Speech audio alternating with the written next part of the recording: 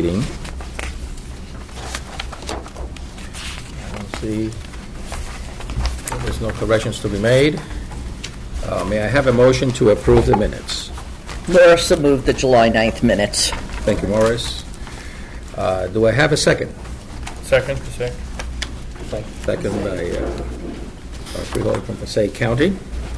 All in favor? Aye. Anybody opposed? Or any abstentions?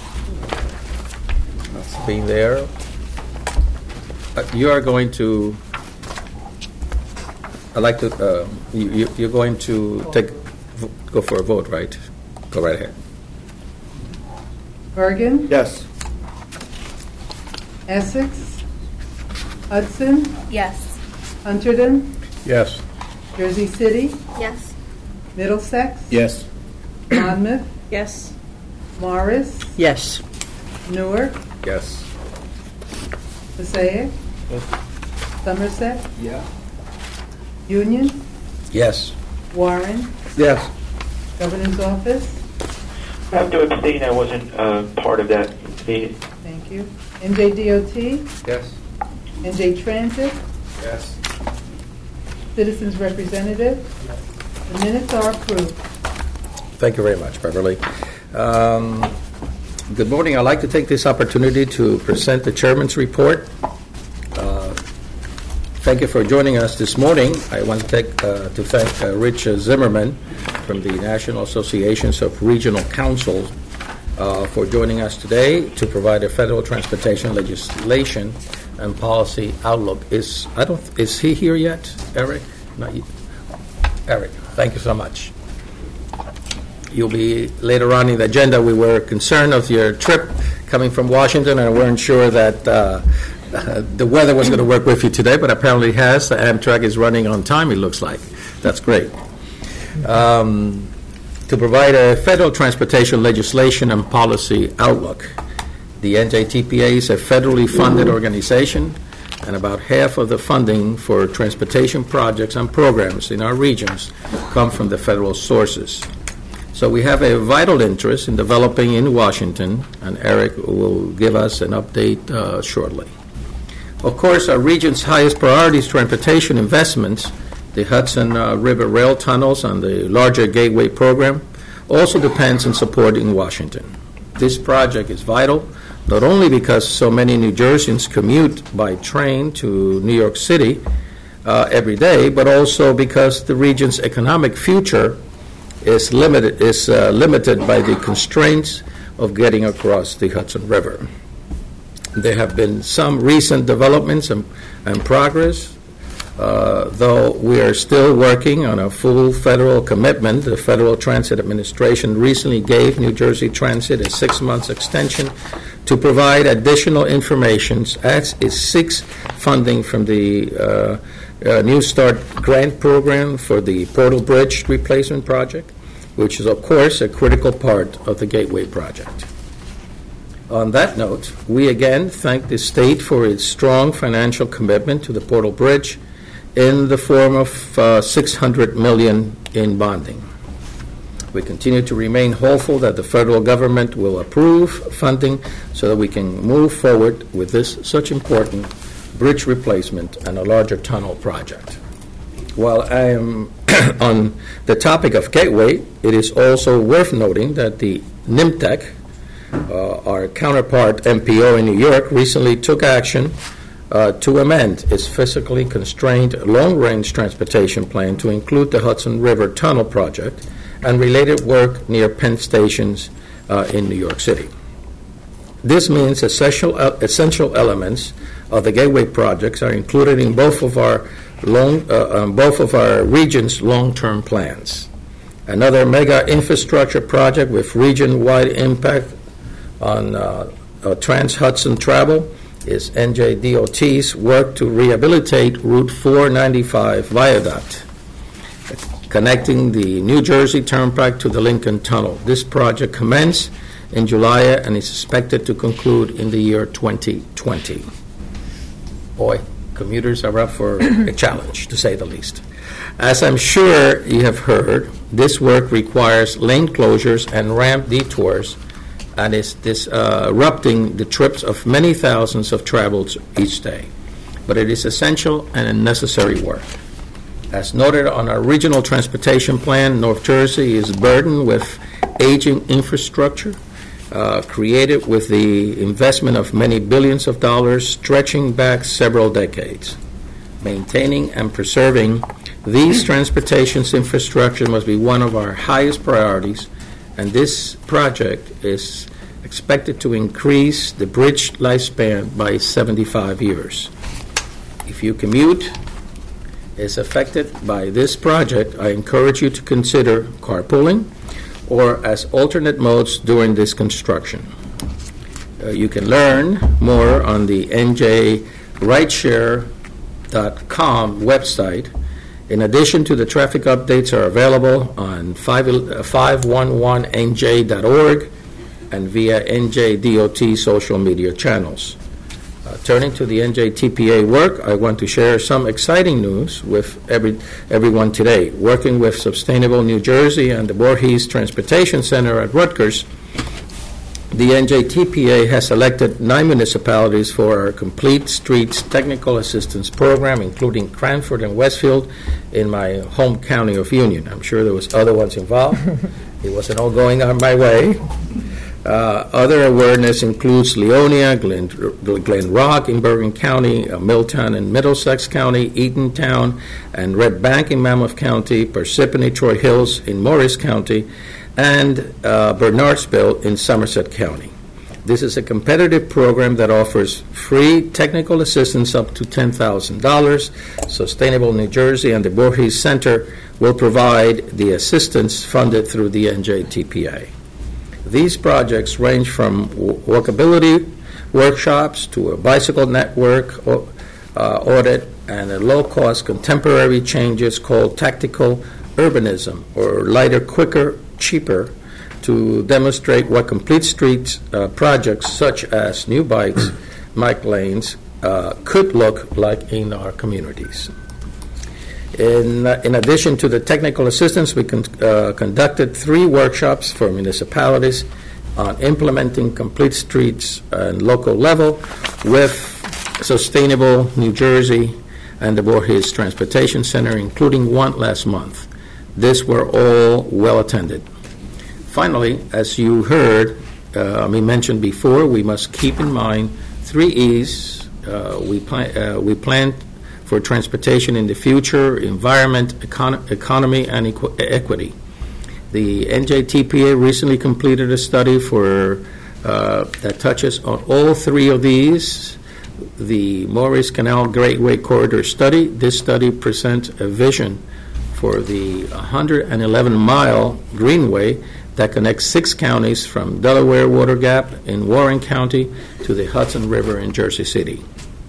The report is available on our website, and I encourage all sub-regions that are home to the Greenway to look at it and consider there are projects that could help move forward in your area.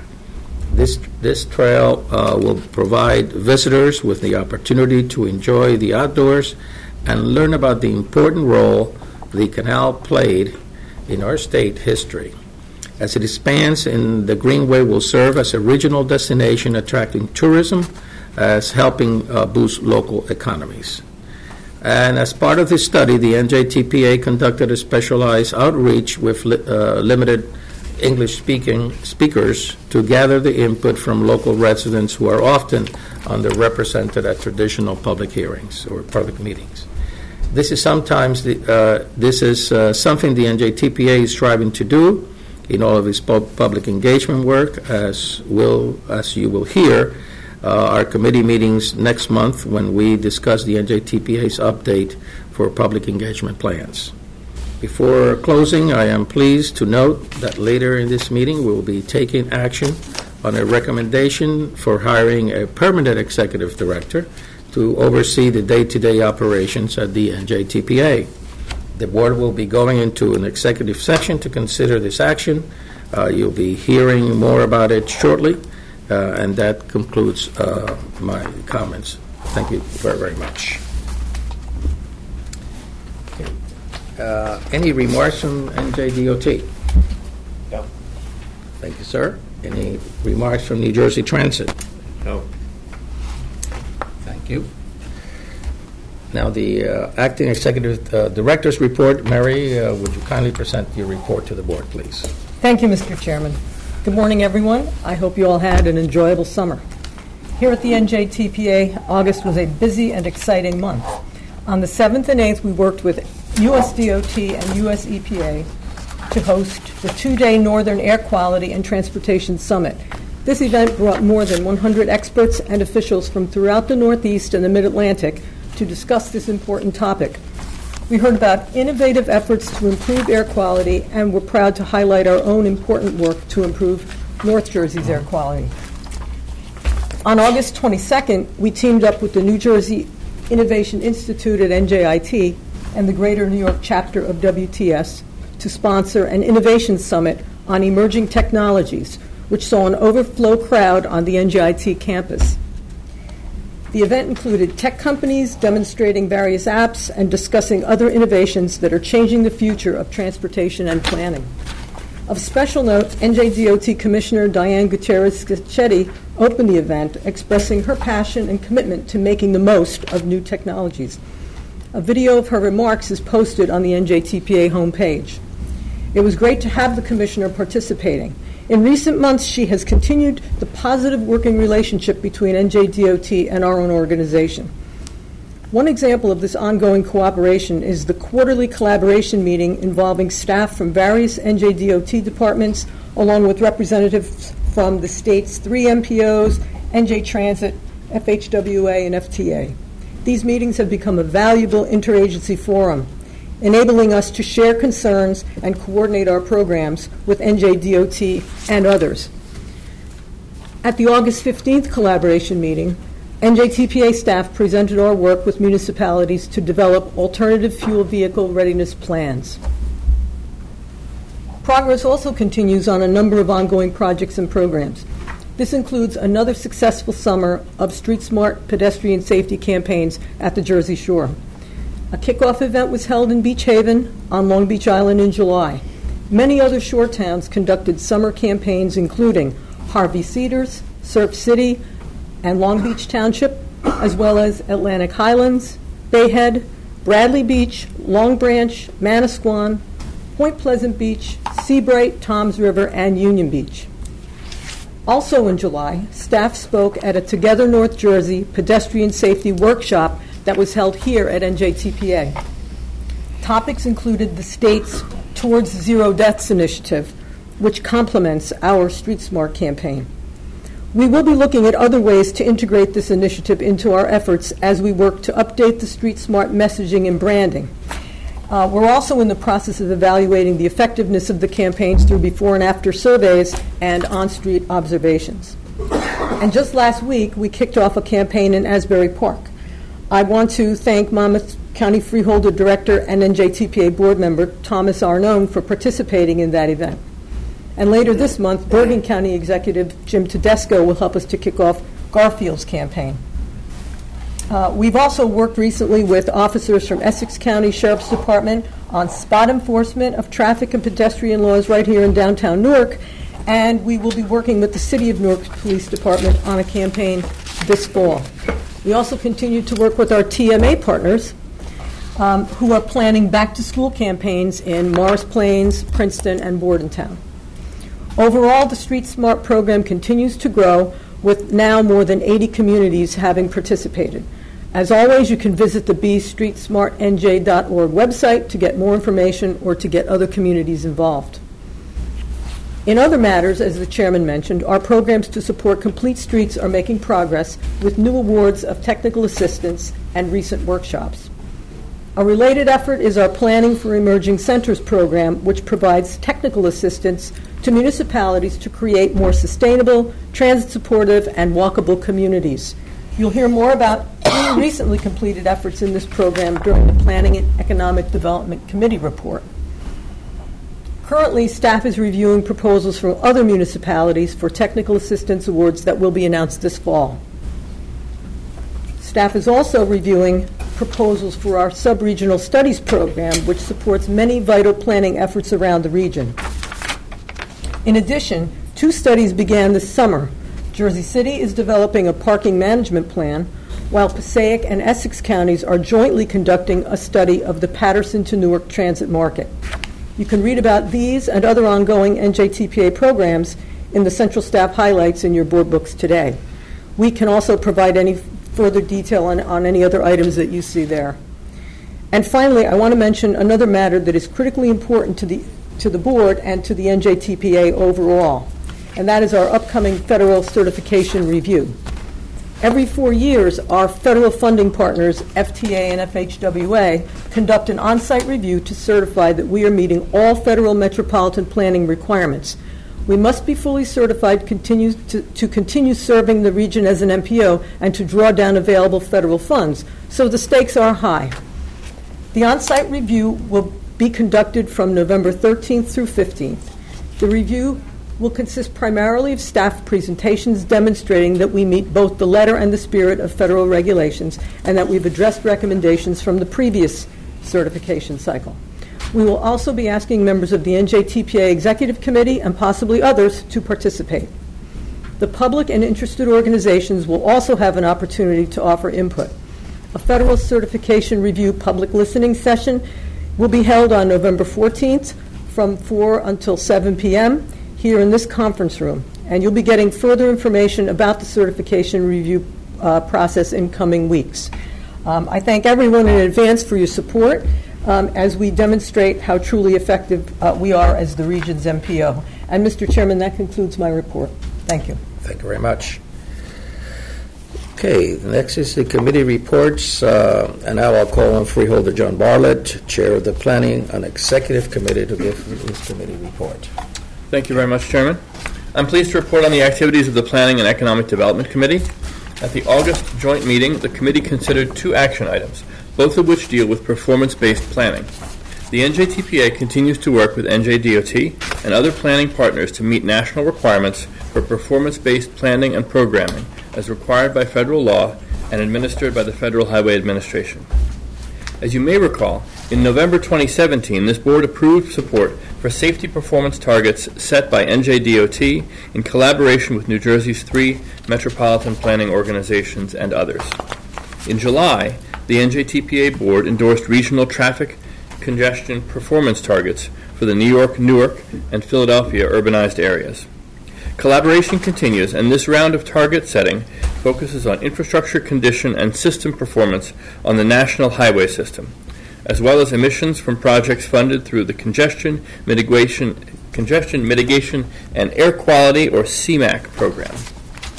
It is important to note that these efforts are not just about meeting federal requirements, but about good planning practice that supports the NJTPA mission.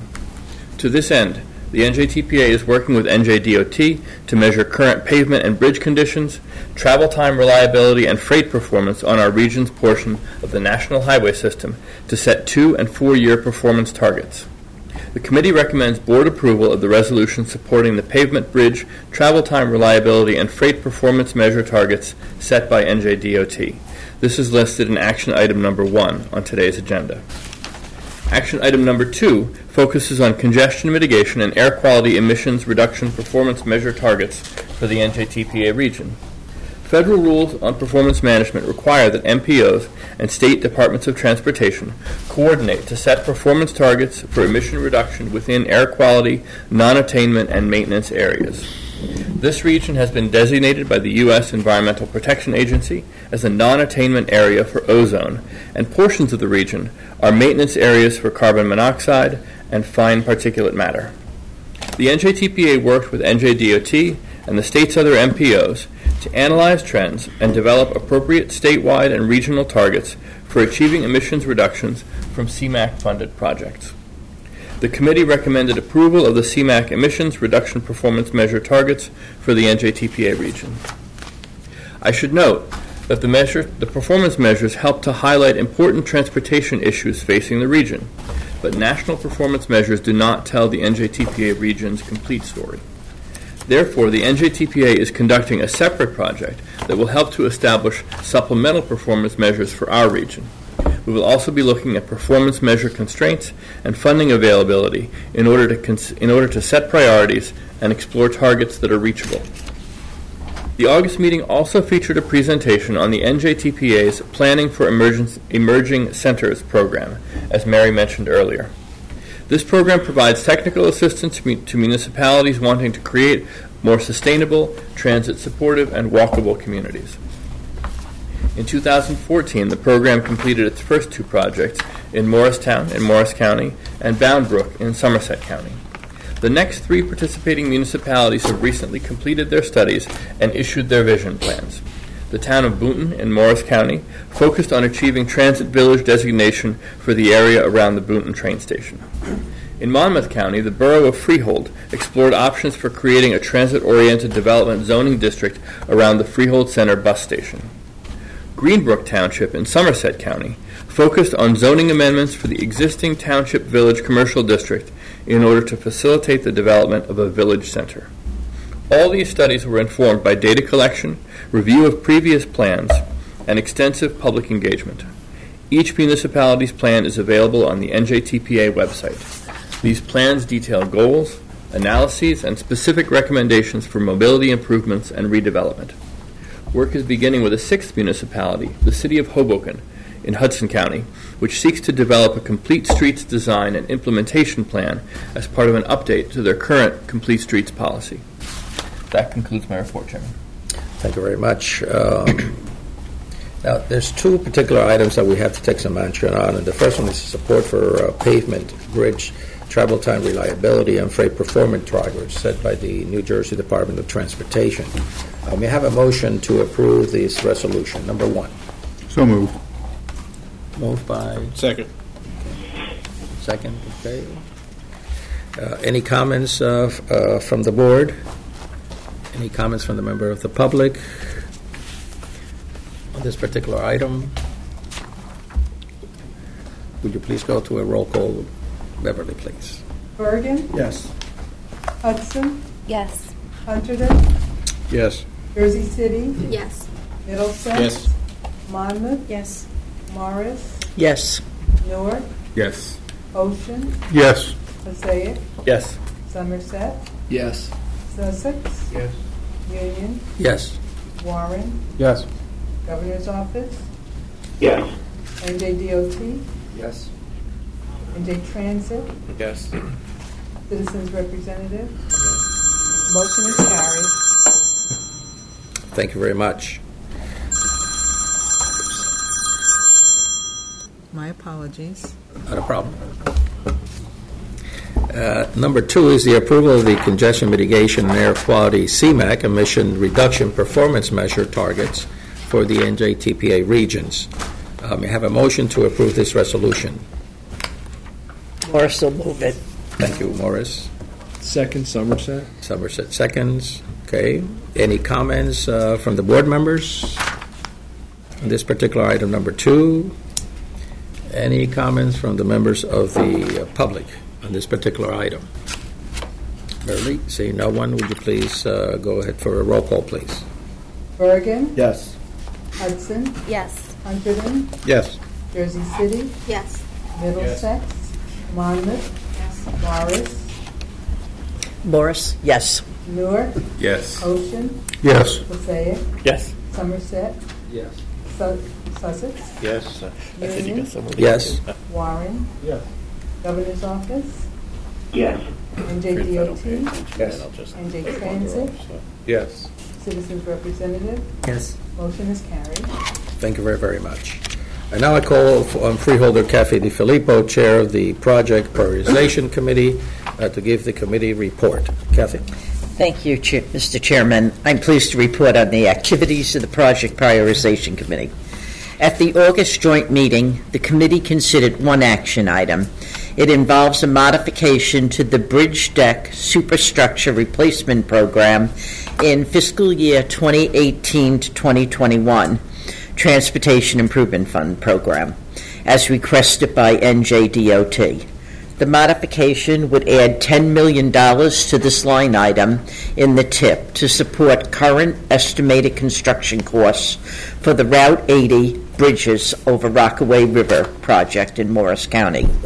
These estimated costs increased during the final design phase due to changes in the project scope that included a full superstructure replacement instead of a deck replacement, as well as the need to change a temporary bridge in the medium from 2 lanes to 3 and to address abutment stability. Surface Transportation Block Grant Program funds in the NJDOT Fiscal Constraint Bank are available for this purpose.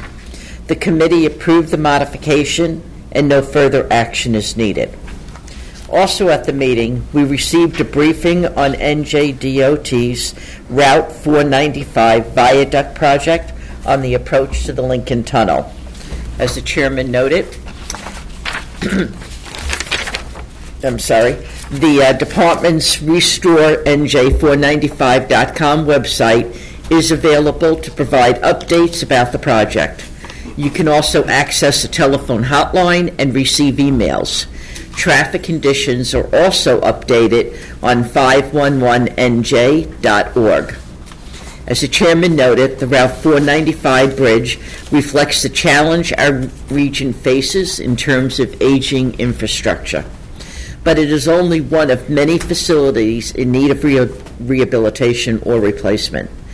Counties, cities, and towns also must maintain and fix their own extensive local infrastructure.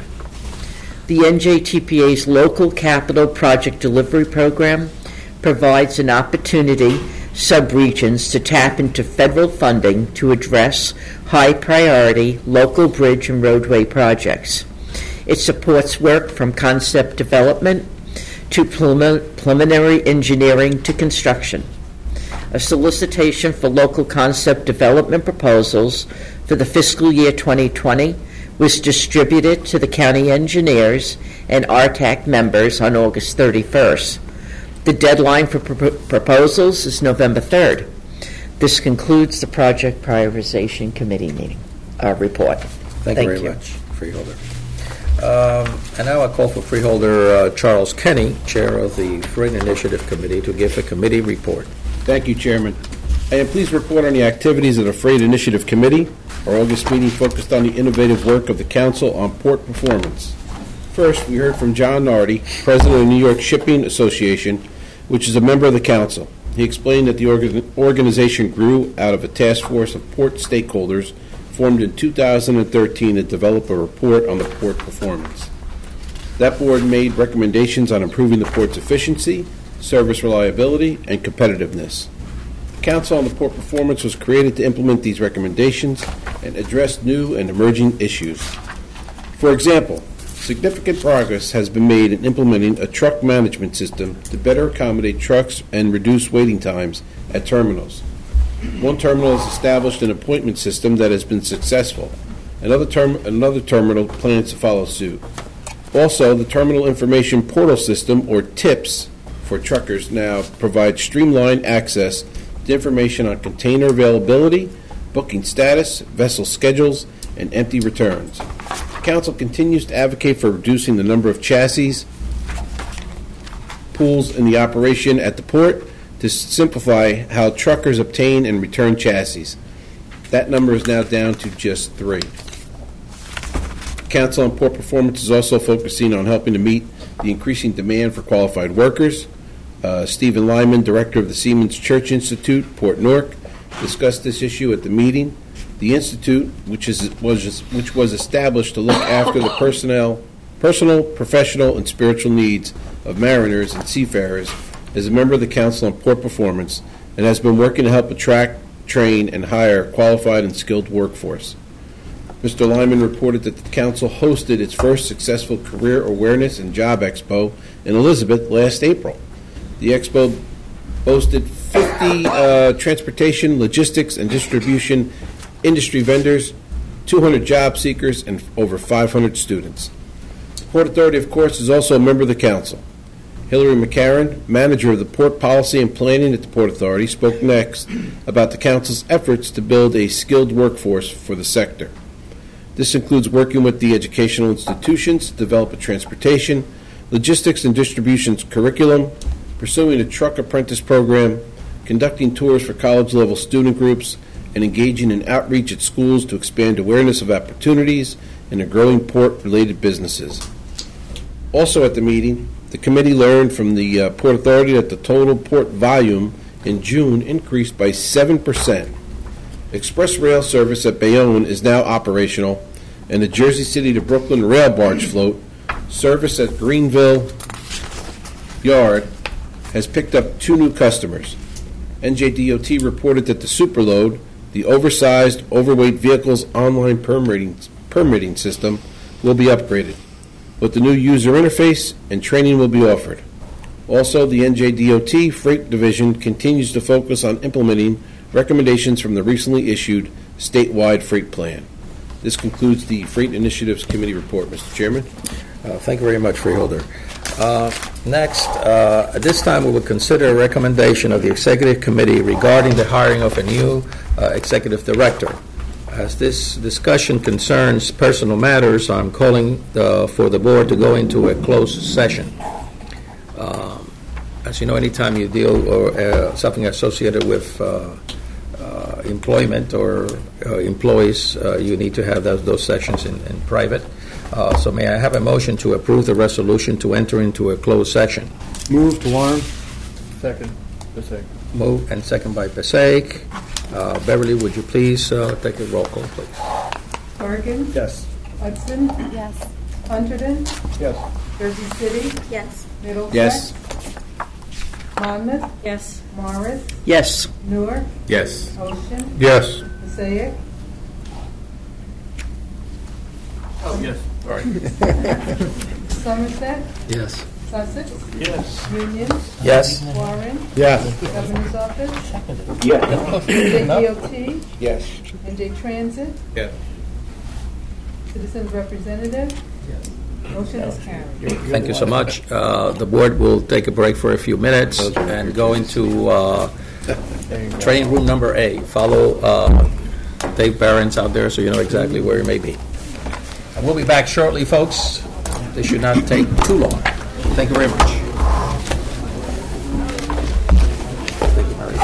Thank you. We'll start with finance. Okay. All right. Morning, Peter. Clearly Hey, need to Kat. stop by Mary's office for a cup of coffee. How you doing?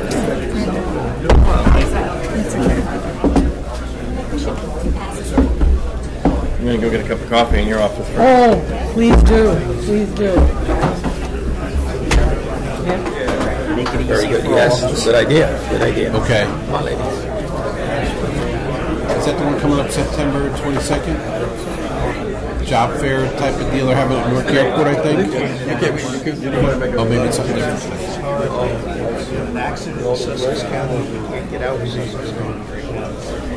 Where do they have that at?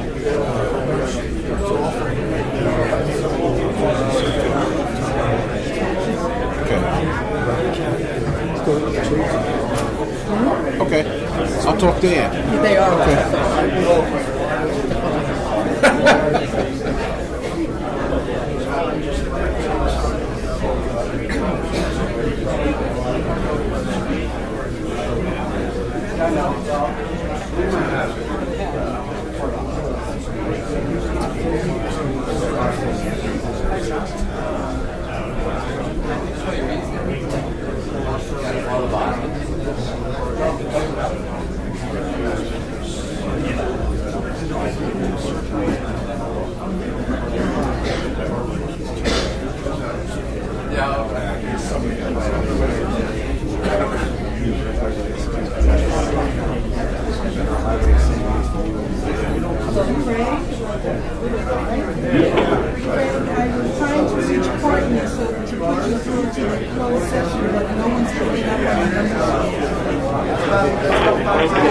Do you want to try that one more time? I think somebody may have been away from their desk. Thank you.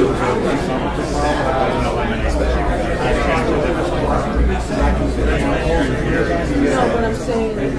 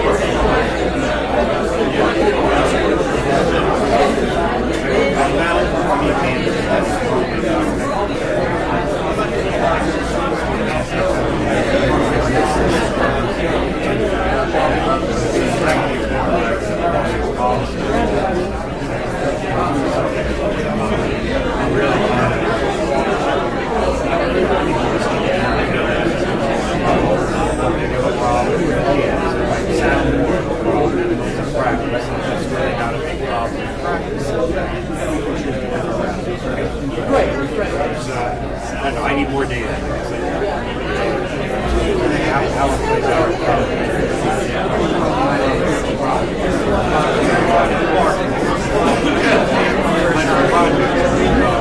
Well, that's a bigger deal.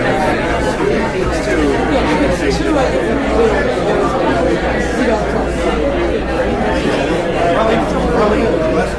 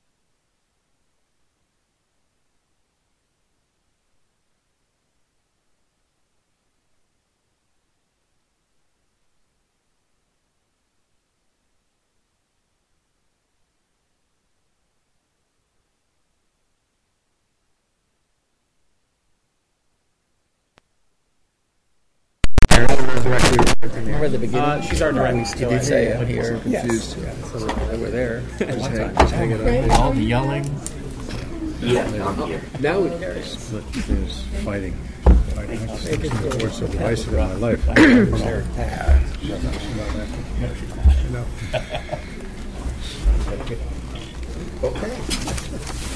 Okay, folks, I guess we will return to the meeting. Thank you very much for allowing us the opportunity to get this thing done. Do we have to move out? Yes, we have to, yes. We have to have a I guess a motion to return back to the general meeting. Anybody cares to move it? Second. Warren. Moved and second? 1 minute. The resolution before us now is authorizing negotiation and. No. No, the resolution is to return back to the regular meeting. Motion to Because come out of executive. Okay. we had exited, now we're coming back. And then we'll go to the next step.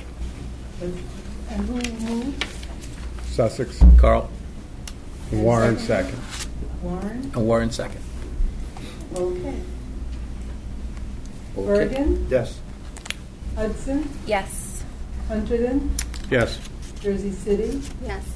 Middlesex? Yes. Monmouth? Yes. Morris? Yes. Newark? Yes. Ocean? Yes. Passaic? Yes. Somerset? Yes. Sussex? Yes. Union? Yes. Warren? Yes. Governor's Office? Yes. NJDOT? Yes. NJ Transit? Yes. Citizens Representative? Yes. Motion is carried. Thank you very much. And now, we have approval of the resolution authorizing the negotiations and execution of an employment contract for executive director between Mary D. Amin and the North Jersey Transportation Planning Authority. Now, I need a motion. May I have a motion to approve this resolution? The resolution, there's a copy in your book that speaks of this. And Morris will second it. Monmouth and Morris? Okay. Are there any comments from the board members?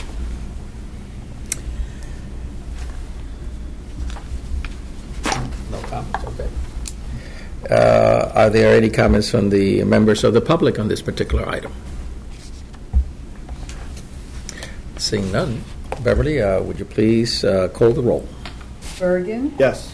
Hudson? Yes. Hunterdon? Yes. Jersey City? Yes. Middlesex? Yes. Monmouth? Yes. Morris? Yes. Newark? Yes. Ocean? Yes. Passaic? Yes. Somerset? Yes. Sussex? Yes. Union? Yes? Warren? Yes. Governor's Office? Yes. NJDOT? Yes. NJ Transit? Yes. Citizens Representative? Yes. Motion is carried. Thank you very much. Congratulations. Congratulations. Thank you. Thank you.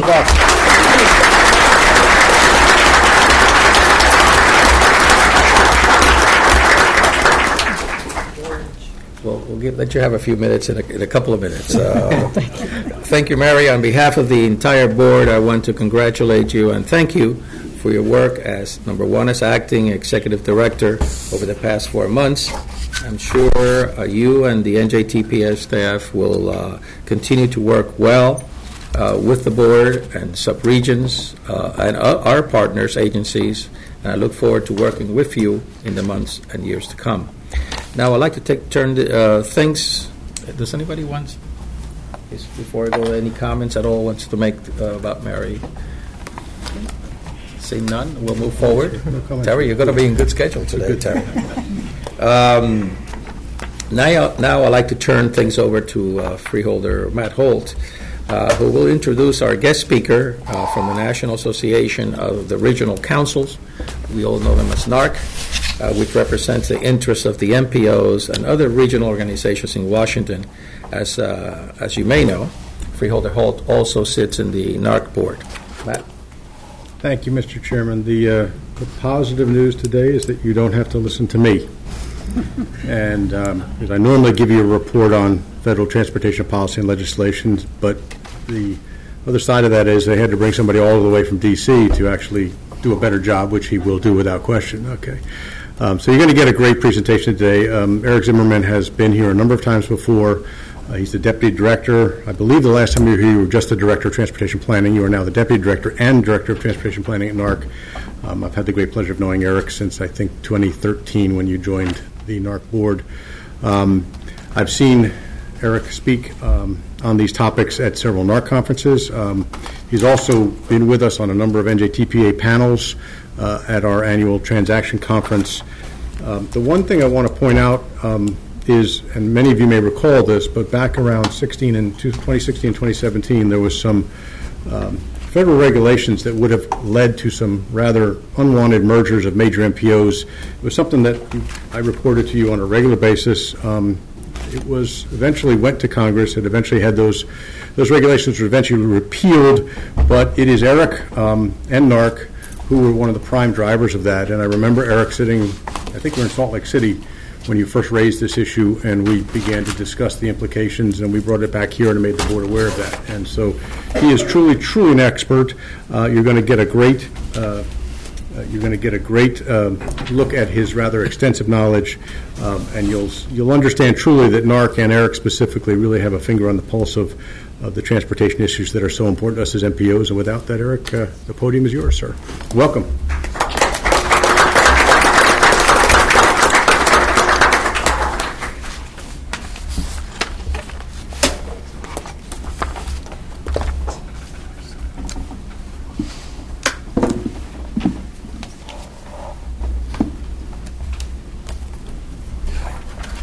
Thanks for having me here today. It's certainly a pleasure to come and speak to this group.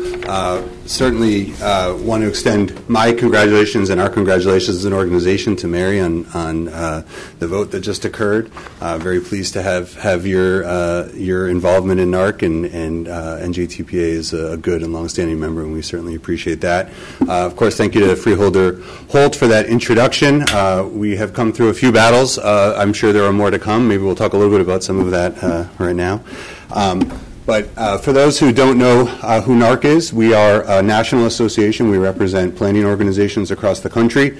We think of ourselves as advocates for regionalism in Washington, D.C., talking about all the great work that occurs here at NJTPA and other organizations across the country.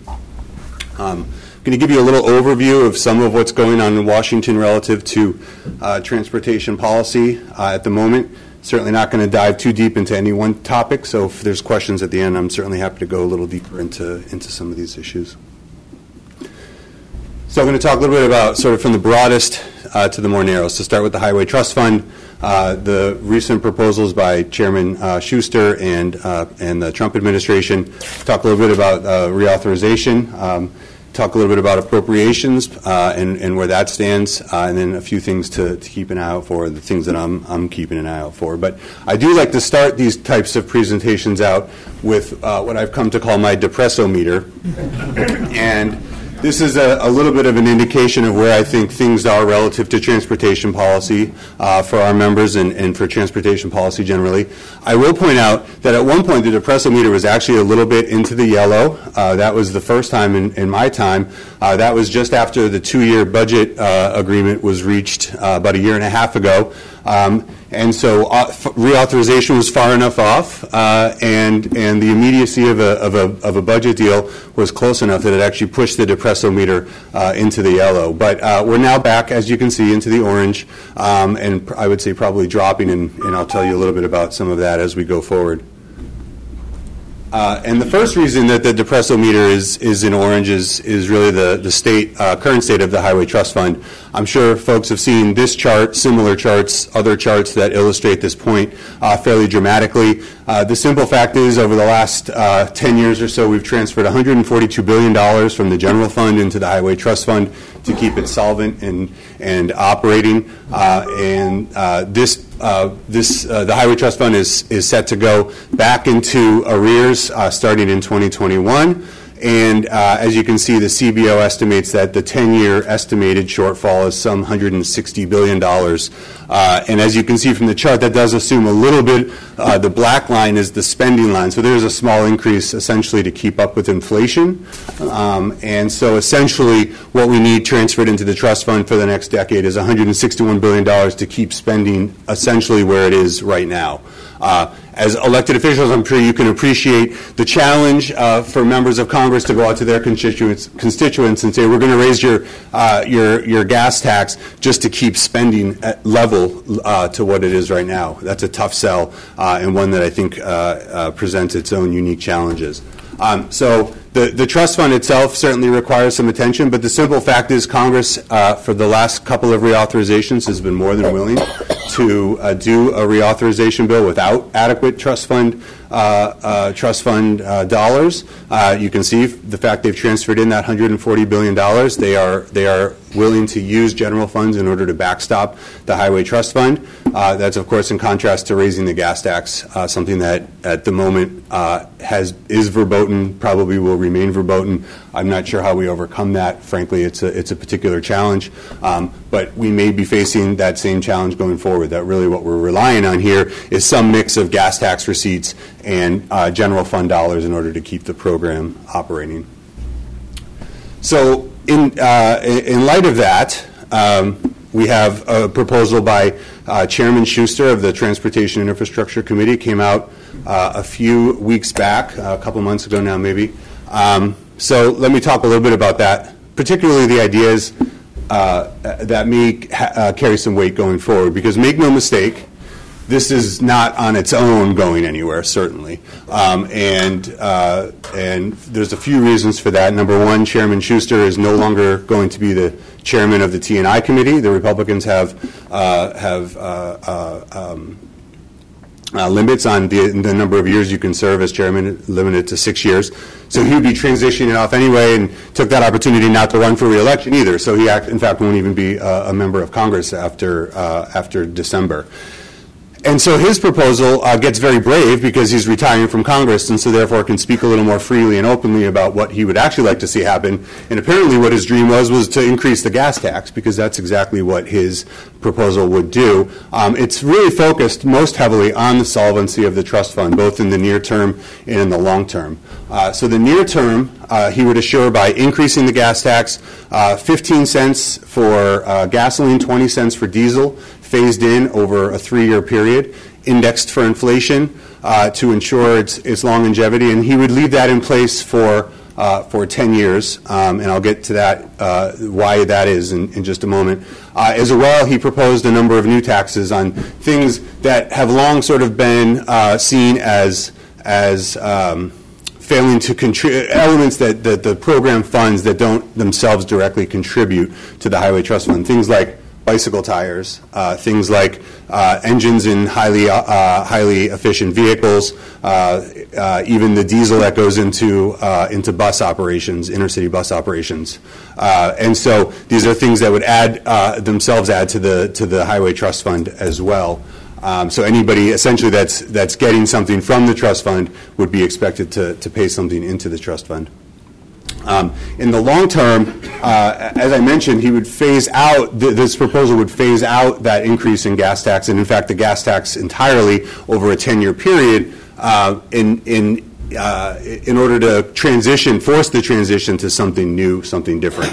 I think it's pretty widely recognized. I'm sure folks have heard, again, part of the problem with Highway Trust Fund is we have more fuel-efficient vehicles. We have a transition to new forms of powering our vehicles away from gasoline and toward particularly electric vehicles.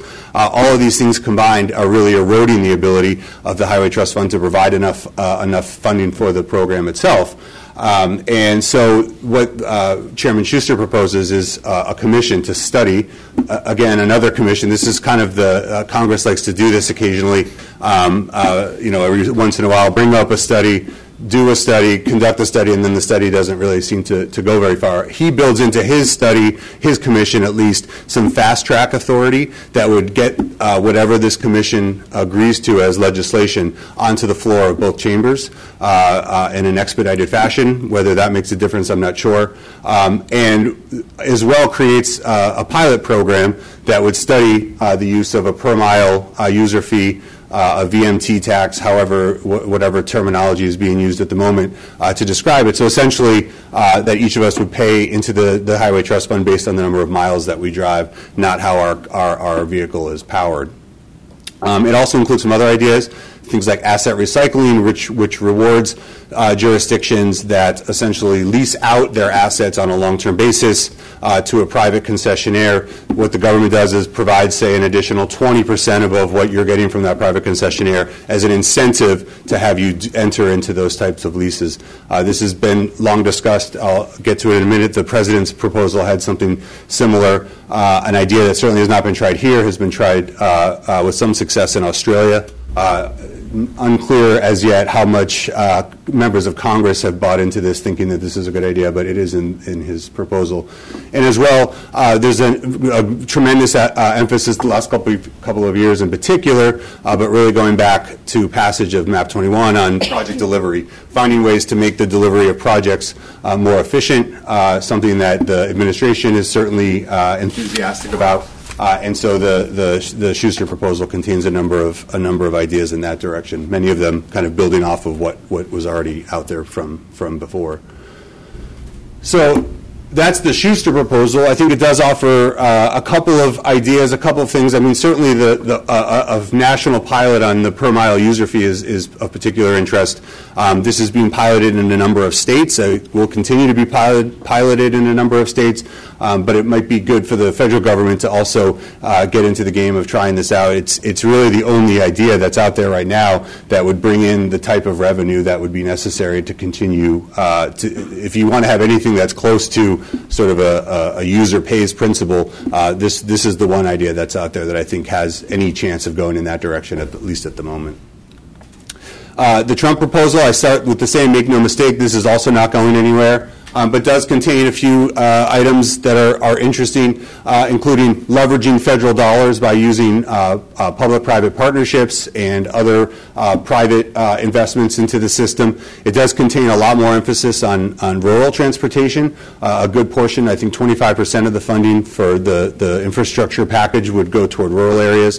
There is more of an emphasis on multimodal transportation, which I think is a step in a good direction and does try in its own way to be innovative about the way we fund and approve projects in this country. But I also can't talk about it without pointing out that it also includes some ideas that I think would take us in the wrong direction, including the evolution of the program really from being a federal program to one that really is devolved down to a state-by-state program. It does that in a few ways. One primary is that it would sort of flip the 80-20 federal and local match or project share, cost share, to a 20-80 in many cases, at least for the dollars that it puts into the program.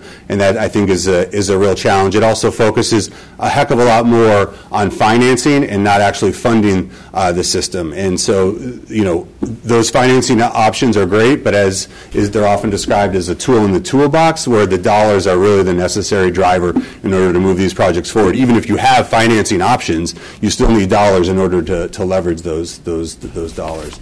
So there's no real highway trust fund component to the Trump proposal. And then additionally, and I'll get into this a little bit in the appropriations section as well, that part of the way that the Trump administration proposes to pay for its proposal is by gutting existing infrastructure programs like New Starts, the capital improvement grants that go to major transit projects, and Amtrak, other similar programs. And that is particularly a step, I think, in the wrong direction. And essentially, you're financing infrastructure by cutting infrastructure. It's just kind of hard to see where the win is at the end of the day in that kind of a proposal. So speaking of new starts, when Dave and I were talking about some things that I could touch on, he mentioned Gateway and the Portal Bridge specifically, and he said, if you have anything to add, and I said, won't have anything to add. That's such a local project. You know, we're focused nationally. Well, as it works out, I'm sitting in a meeting the other day talking to some folks on some transit things. We start talking about the fact that the administration has received about $1.4 billion in new starts that it can distribute out to major transit projects across the country. It is not distributing those dollars presently to any projects. So this impacts projects literally across the country. And the discussion that we had the other day was that, in fact, that there might be a Portal Bridge and Gateway connection to this decision, because once you clear the decks on what's currently sort of next in line, that really Portal Bridge is in that next group of projects that could get funded, and that the dispute between the administration and some of the members of Congress who are particularly supporters of Gateway, that, you know, in order not to have that sort of come up as next in line, they're holding back on some projects. Now, that's certainly not the only reason. I think there's a little more animosity in this administration to major transit investments, for example, than there has been in the past. But that apparently, according to folks that work on these transit issues more extensively than I do, that might be part of the thinking there. So there's my bit on Portal Bridge and Gateway.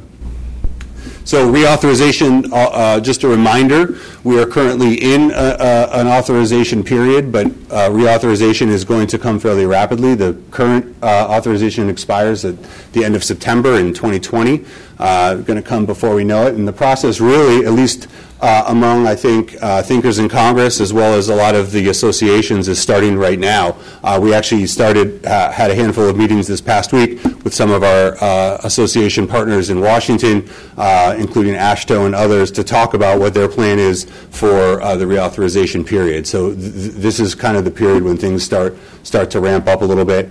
I think some of the big issues that we're going to be facing, the funding issue, as I think fairly clearly delineated, as well the emergence of technology and data and some of the associated issues there, and this real question of whether the status quo approach, whether the way that we've been approaching the transportation program can sustain, or whether we need to sort of or whether there needs to be a rethinking of the entire program in order to accommodate some of the things, especially like automated vehicles and things along those lines.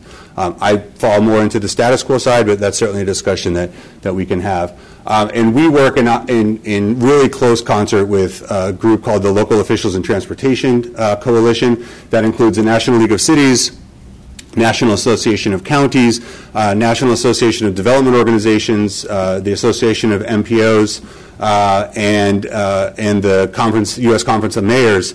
And this was an extremely successful partnership in the last authorization. We stuck together like glue on a number of issues, but in particular on increasing the amount of dollars that flow into local control for MPO distribution through the Surface Transportation Block Grant Program, which are really the local dollars that are a good chunk of the local dollars that flow through the program and really get down to local decision making. So that was very successful. We are certainly planning on that again, and that's something you'll hear about here moving forward. Very quickly through appropriations, as mentioned, we are operating on a 2-year budget agreement at the moment. Last year's spending bills, I think it's safe to say this year's spending bills have largely been a rejection of the Trump budget cuts, which were very significant for a number of important areas within the transportation realm. It does include these agreements have led to full funding of the FAST Act in all areas, which is something that had not occurred previous to last year, and we do expect to continue this year. In addition to sizable plus-ups above and beyond even the FAST Act amounts for the Surface Transportation Block Grant Program, and for some other things like the Build Grant Program, which is a discretionary grant program distributed by USDOT. However, in the last few days, we've heard that there's potentially some concern that as members of Congress are going to negotiate final bills, that they actually don't know what their spending, their allocated levels are for spending. So here they've each passed a bill they're going to conference that bill and come to an agreement on what a final bill should look like, and then we find out as a result of that in fact they're not positive as to what their spending levels actually are. So there's some work that remains to be done there, but I think overall we can expect more positivity out of the appropriations process for this year. And then the real problem in question becomes next year, because next year they won't be operating under a budget agreement, and so essentially, but we can expect levels to go back to where they had been previously, which would be a significant decrease from where we've gotten to last year and what we expect this year. So the appropriations process over the next couple of years is going to be a very interesting one to watch, and something that should certainly remain on the radar. So a few things to watch. Obviously, the elections and who controls the chambers of the chambers of power in Washington as well. We know we at least have a leadership change at TNI in the House, which is a major change after 6 years of a chairman who really was very committed to bipartisanship and making sure that all parties were heard in a robust way. So that'll be interesting to see who takes over there. There's been talk that if the House does turn and the Democrats take the House, that there might be more of an impetus for an infrastructure package, not necessarily the one put forward by the administration, but something robust where the Democrats and the Republicans could work together on a package. The president might be more inclined to sign something bipartisan leading into his own re-election campaign in 2020. So that's something certainly to keep an eye on and will remain of great interest.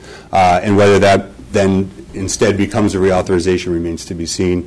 Part of the discussions that we've been having with our association partners have raised some interesting questions, as have the last couple of years of sort of some lingering discussions we've had with members of Congress about the planning process in general, about plan length, how often plans are developed, the long-range transportation plans that NJTPA and others prepare, as well even the threshold issue, which I won't go into too much detail, but MPOs are created in urban areas over 50,000.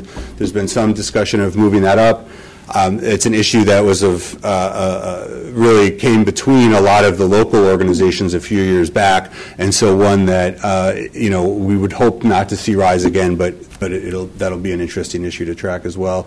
And then sort of this last question, I mentioned it earlier: can the current structure deal with X, whatever X might be, automated vehicles, ride share, all the things that are sort of new to the scene? Is our current structure such that those things can be handled, or do we need to sort of rethink the way that we do planning, that we do project development, project authorization, things like that? So that is what I have. I hope this gives you a little bit of a flavor of what's going on in Washington now. Again, happy to go into detail on anything that I might have missed. Are there any questions from the board members? Go ahead, sir. Are you familiar with the Florida Representative Curbelo proposal? Which one? Urban tax proposal. Just a little bit. Yeah. It doesn't have feet. It's not going anywhere. Well, I think right now, I think everything is we're approaching the end of a Congress. Something like that. I think that magnitude, even what Mr. Schuster put forward, I think, it's going to take a shift in leadership, I think, to see something like that move forward. But that is a good point, because that is another area that potentially could have the type of revenue that would support a program going forward as a carbon tax. Solve the electrification. Exactly. And that in automated vehicles, kind of in the same vein, assuming that they're going to develop as electric vehicles, which seems most likely, although not guaranteed. One thing that I saw, and I don't know if other states have done it, Tennessee, for example, already put a tax on new automated vehicles. This way you don't have a built-up constituency that you're angering, because there is no constituency yet. There are no automated vehicles on the road yet. So things like that are sort of a way that's at least one state is thinking about doing this. Any other questions from the members of the board? Okay. Thank you. Let me ask, is there any questions from the members of the public in this matter? Got a mic to you. Yes. How has the idea of value capture come up with your organization?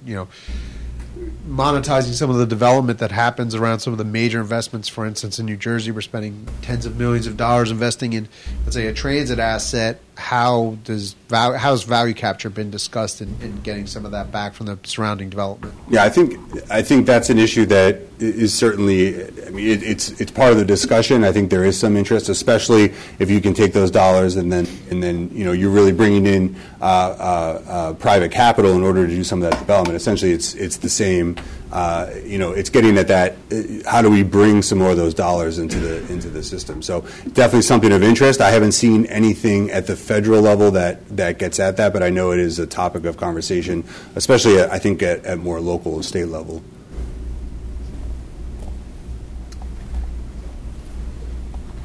I was wondering how some of the more rural areas feel about that vehicle mile travel tax, VMT tax, across the country. So I think that is one of numerous issues that a proposal like that would raise. Would certainly be how it plays in rural areas. I mean, one of the nice things about a tax of that sort is that you can shape it to handle a number of issues. So you might have a different rate in rural areas than you do in urban. I mean, there are ways I think that you can get at that. But it has certainly been raised by folks that work on rural issues that would be a major consideration, the larger number of miles that would be driven in a rural setting versus an urban setting. So, folks are certainly well aware of that. Now, I don't know how some of the pilots have spoken to that, quite frankly. I think we're still in the piloting phase in most places, so there hasn't been a lot of results put out, but that certainly will be interesting to track how that issue in particular is discussed among some others. Any other questions for the public? Okay, thank you, Eric, very, very much. Chairman. Sorry, well, I have to ask this. Just as a cycling advocate, you threw out the stuff about the bicycle tires, which I've heard about before, and I figured, okay, that's a troll. But was there any combined discussion, like, okay, we're going to have a tax on bicycle tires? Is it also going to be tied to some kind of a complete streets program? So there's long been a complaint among some members of Congress that that any funding that goes to transit, for example, or that goes to bicycle pedestrian is somehow a bleed of money that I guess could be going to only, I guess we're only doing roads with our program. If that's your dream, I guess that would be a fair criticism. I think, frankly, that everybody is fairly comfortable with the fact that some portion of the program goes to alternative modes of transportation. So look, this was put out. This won't even get a hearing in front of a congressional committee because anybody even that supports a gas tax increase is not going to talk about a bill that contains a gas tax increase in the weeks leading up to an election. So it was put out there as an idea. I understand why it was in there, but this isn't something I think that is being seriously considered at the moment, at least. Is in New Jersey. It is considered. Yeah, we get a gas tax a month before, 3 weeks before the election. Okay. We're fearless here. Well, any other more fearless than Congress, I'll say that. Any other questions from the audience? Okay. Members of the board, this is a good opportunity for any other questions you may have. Okay. Eric, I thank you very much. Thank you very much. Appreciate it. Appreciate you coming up.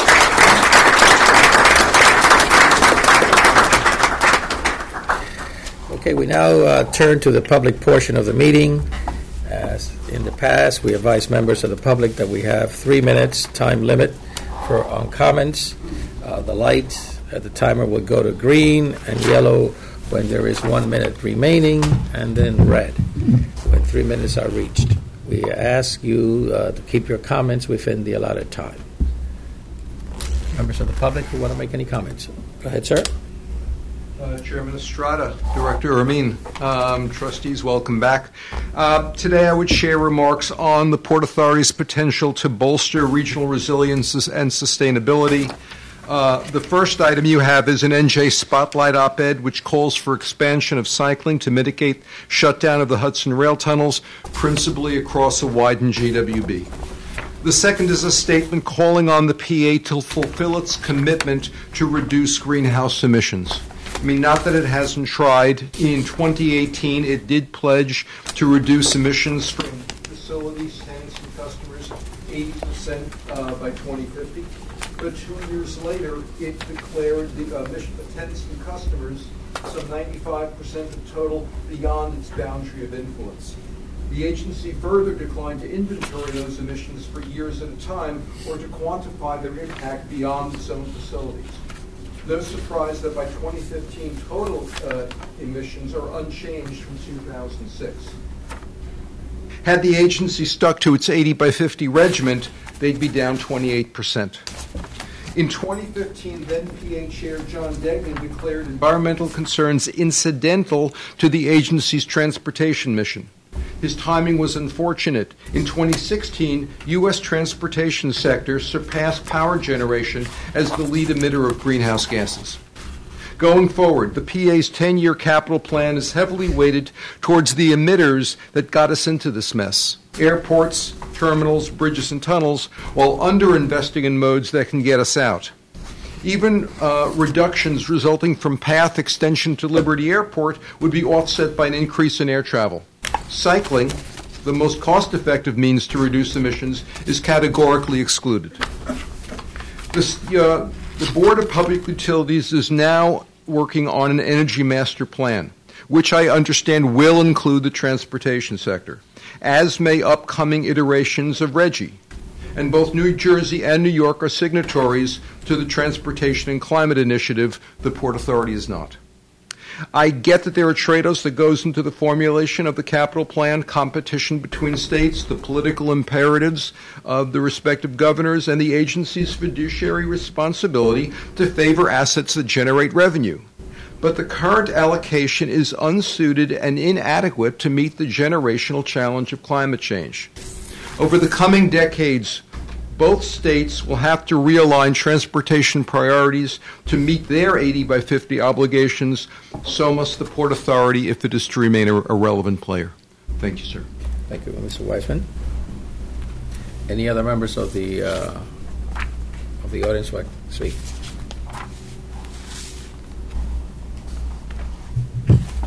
Good morning. Good morning. My name is Soham Kumar Bhatnagar. I'm 14 years old, and I'm a ninth grader at West Orange High School. This past February, I started a petition at my middle school to install pedestrian beacon signals to ensure that students and pedestrians were able to cross the road behind my school safely. I was able to garnish 400 signatures, and I'm happy to report that the signals were installed in June. I thank Mayor Parisi for his support with that initiative. In May, I launched another traffic safety initiative, this time with my 8th grade school principal, Mr. Robert Klemt, to make Route 10 a designated school zone. Currently there are 3 schools within a quarter-mile stretch on the road on State Highway Route 10. We have Mount Pleasant Elementary School, Liberty Middle School, and Garden Academy, which is a school for students with autism and special needs. And there are about 1,000 students amongst those 3 schools. Currently, we do not have standard signage or pavement markings on that quarter-mile stretch of Route 10. We also do not have adequate sidewalks or dedicated crosswalks for students to safely walk to these schools. We also do not have a reduced speed limit during school hours, and this all goes against best practices as defined in the MUTCD. I've been collaborating with Assemblyman McKeon, the Board of Education, our mayor and town engineer, as well as the NJDOT, specifically Ms. Elise Bremernai, on what we can do moving forward. Sadly, in November of 2016, Dr. Juliet Bergen was struck by a car and killed while trying to cross the road right in front of my middle school. I'm here advocating for the safety of our students and community. I'm here to prevent another traffic-related fatality from happening in my town.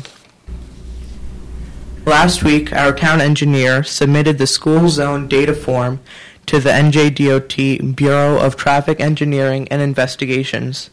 I want to know what is the next step that is required to move this initiative forward and to make the school zone designation a reality. Thank you. Thank you very much for your comments. I know you're looking for a response to your question, and I'll see what the process should be.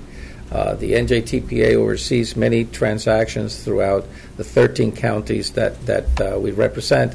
Of course, Highway 10, as I know, it's part of it because I've traveled through Highway 10 all the time. So I know that's within our purview, but we'll give you some more, before you leave today, I'll get some more information for you, okay? Thank you. Thank you. Anyone else? Okay. Well, that completes that part of the meeting. The next meeting of the NJTPA will be held on November the 19th, 2018, at 10 o'clock in the morning at the NJTPA office at 1 Newark Center, 1085 Raymond Boulevard, 17th floor in Newark, New Jersey. And if I may, call for an adjournment. I need a motion and a second. Second by Morris. Thank you, Morris. Can we take it to a vote?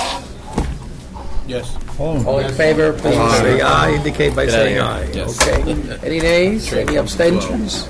Okay, we're adjourned. Thank you very much. Have a good day. Yeah.